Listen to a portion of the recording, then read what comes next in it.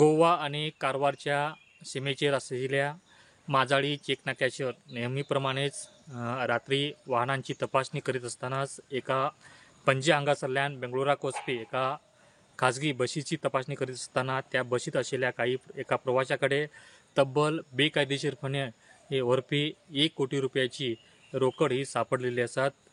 या प्रकरणी सदाशिवगड चित्ताकोल या पोलीस स्थानकात त्यांच्या विरोधात गुन्हो दाखल केल्लो आसात।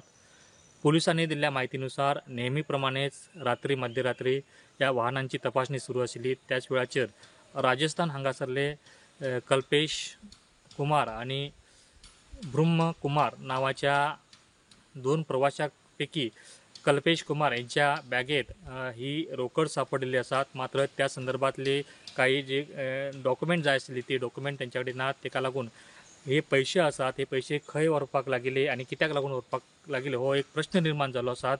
त्या संदर्भात सध्या चित्ताकोल सदाशिवगड पोलीस तपास करीत आसात। पुरोडंडा खातीर प्रमोद फोंडे।